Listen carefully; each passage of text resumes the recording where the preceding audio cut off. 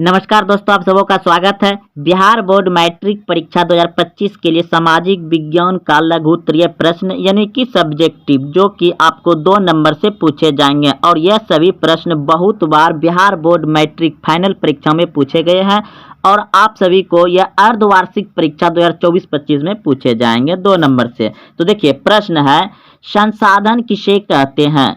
संसाधन किसे कहते हैं? तो उत्तर में आप इस तरह से लिखिएगा कि पर्यावरण में पाई जाने वाली प्रत्येक वस्तु जो हमारी जरूरतों को पूरा कर सकती है संसाधन कहलाती है। तो उत्तर में एक स्टेप में क्या लिखिएगा? पर्यावरण में पाई जाने वाली प्रत्येक वस्तु जो हमारी जरूरतों को पूरा कर सकती है संसाधन कहलाती है। शर्त यह है कि वस्तु तकनीकी रूप से सुगम, आर्थिक रूप से उपयोगी तथा सांस्कृतिक रूप से मान्य हो। यानी कि इसमें शर्त रखा गया है कि तकनीकी रूप से क्या होना चाहिए? सुगम होना चाहिए, बढ़िया होना चाहिए और आर्थिक रूप से उपयोगी होना चाहिए और संस्कृति यानी कि हमारे धर्म के प्रति वह क्या होना चाहिए? मान्य होना चाहिए। तो ये क्या है? संसाधन है। जैसे कि मान लीजिए अब ये संस्कृति वाला बात आ गया, तो जैसे कि बहुत सारा लकड़ी होता है जिसे हम जला नहीं सकते हैं। गांव में बूढ़े पुराने से सुने होंगे कि इस लकड़ी को जलाया नहीं जाता है। तो उसी तरह से जो भी हमारे ज़रूरत को पूरा करती है प्रत्येक वस्तु, यहाँ तक कि कंकड़ भी क्या है? हमारी संसाधन हो सकती है, क्योंकि कहीं कहीं पर कंकड़ भी हमारे काम में और बहुत बड़ा काम में आ जाता है। तो संसाधन आप समझ गए कि संसाधन किसे कहते हैं। उत्तर में पर्यावरण में पाए यानी कि पर्यावरण जो है हमारा वायुमंडल में जहां हम लोग रह रहे हैं वहां पर्यावरण कहते हैं। पर्यावरण में पाए जाने वाली प्रत्येक वस्तु जो हमारी जरूरतों को पूरा कर सकती है संसाधन कहलाती है। शर्त यह है कि वस्तु तकनीकी रूप से सुगम हो, आर्थिक रूप से उपयोगी हो तथा सांस्कृतिक रूप से मान्य हो। अब देखिए आगे अगला प्रश्न है, मानव एक महत्वपूर्ण संसाधन है कैसे? मानव एक महत्वपूर्ण संसाधन है कैसे? तो उत्तर में लिखिएगा, लोगों का विचार है कि संसाधन प्रकृति के निःशुल्क उपहार होते हैं, परंतु ऐसा नहीं है।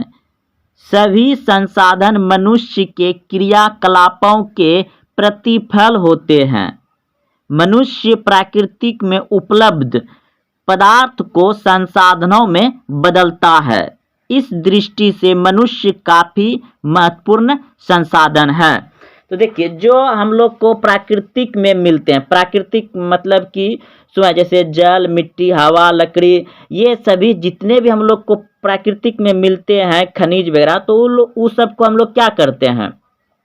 उसे प्रत्याकार देते हैं, यानी कि उस पदार्थ को निकाल करके कोई वस्तु बनाए, जैसे बहुत सारा लोहा हो गया, बहुत सारा आपके सामने जितने भी चीज देख रहे हैं अभी आपके सामने जितने भी नजर आ रहे हैं, तो ये सभी को मनुष्य ने बनाया ही होगा। इसीलिए मानव यानी कि मानव भी क्या है? एक संसाधन है, क्योंकि उसके द्वारा बनाए जाते वस्तु है। और तो जल, हवा, पानी ये सभी तो प्राकृतिक संसाधन है। हम लोग प्राकृतिक जैसे पहाड़, लकड़ी ये सब का यूज करते हैं, गैस वगैरह सब भी।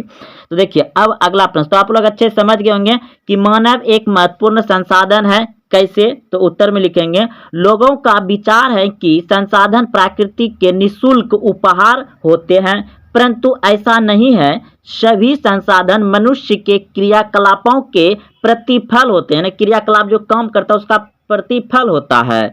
मनुष्य प्राकृतिक में उपलब्ध पदार्थ को संसाधन में बदलता है। मनुष्य क्या करता है? प्राकृतिक में जो पदार्थ उपलब्ध होता है उसे क्या करता है? वह संसाधनों में बदलता है।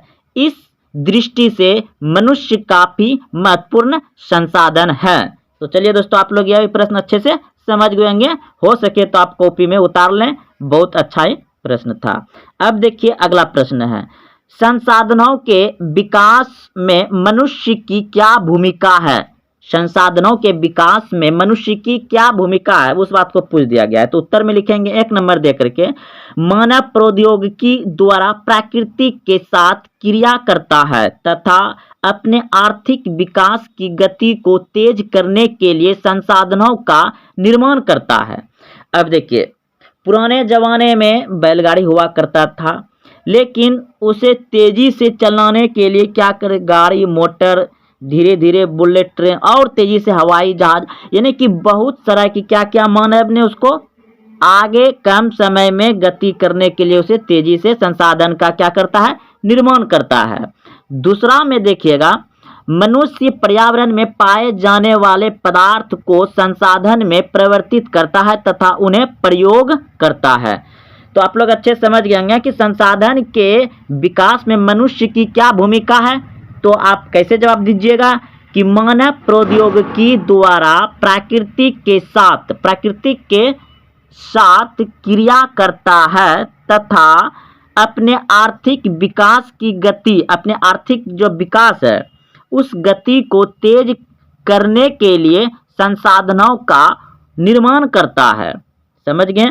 अब दूसरा नंबर, मनुष्य पर्यावरण में पाए जाने वाले पदार्थ को संसाधनों में परिवर्तित, यानी कि जो पर्यावरण में पदार्थ पाए तो उसको संसाधन में क्या करता है, बदलता है, जो कि कुछ काम में आ जाए, परिवर्तित करता है तथा उन्हें प्रयोग करता है।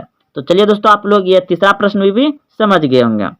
यह आपको ऑब्जेक्टिव में पूछ सकता है कि उत्पत्ति के आधार पर संसाधनों को किस प्रकार वर्गीकृत किया जा सकता है। तो 2 प्रकार, जैविक संसाधन और अजैविक संसाधन, इस तरह से कर सकता है। दो वर्गों में उसे बांट सकता है।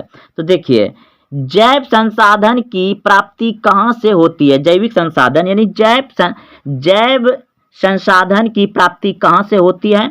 तो उत्तर, जैव संसाधन की प्राप्ति जीव मंडल से होती है और इनमें जीवन व्याप्त होता है, जैसे मनुष्य, वनस्पति जात, प्राणी जात, मत्स्य जीवन, पशुधन आदि। तो ये सभी क्या है, जैविक संसाधन की प्राप्ति होती है जीव मंडल में। जैसे कि वनस्पति मतलब हो गया कि पेड़ पौधे बहुत सारा हम लोग काम में लाते हैं, जैसे कि पेड़ पौधे रहेगा तभी तो हम लोग फल वगैरह आम वगैरह सब खा सकते हैं।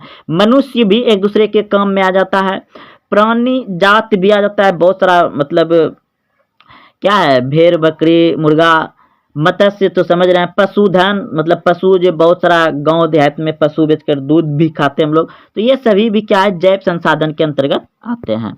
अब देखिए, अजैव संसाधन क्या है? अजैव संसाधन क्या है? वे सारे संसाधन जो निर्जीव वस्तुओं से बने हैं। तो देखिए, अजैव संसाधन क्या है, यानी कि वह निर्जीव वस्तु से बने हो। जैसे कि हो गया, आपके सामने होगा चेयर, कुर्सी, टेबल, बेड, बहुत सारा है निर्जीव, साइकिल भी निर्जीव है आपका, बहुत सारा गाड़ी मोटर। तो वे सारे संसाधन जो निर्जीव वस्तुओं से बने हैं अजैव संसाधन कहलाते हैं। उदाहरण के लिए देखिए, चट्टानें और धातुएं दे दिया है। अगला प्रश्न देखिए, राष्ट्रीय संसाधन क्या है? राष्ट्रीय संसाधन क्या है? उत्तर, तकनीकी तौर पर देश में पाए जाने वाले सारे संसाधन राष्ट्रीय है। तो जितने भी देश में पाए जाते हैं वो सभी क्या है, राष्ट्रीय संसाधन है। विकसित संसाधन किसे कहते हैं? विकसित संसाधन किसे कहते हैं? विकसित संसाधन वे संसाधन हैं जिनका सर्वेक्षण हो चुका है, उपयोग के लिए उनकी मात्रा भी भली भांति निर्धारित कर ली गई है। इन संसाधनों को विकास, उपलब्ध तकनीकी तथा लागत पर निर्भर करता है। तो आप लोग अच्छे समझ गए हैं कि विकसित संसाधन किसे कहते हैं? वे संसाधन जो सर्वेक्षण, उसके बारे में जांच परख हो चुका है, हाँ ये उपयोग में ला सकता है, इतनी मात्रा इसका उपयोग कर सकते हैं और यह इतने दिन से, मतलब उस पर समझिए कि यूज करने लायक जो संसाधन हो गए हैं, मतलब जो तैयार किया गया है, तो उसे विकसित संसाधन कहते हैं।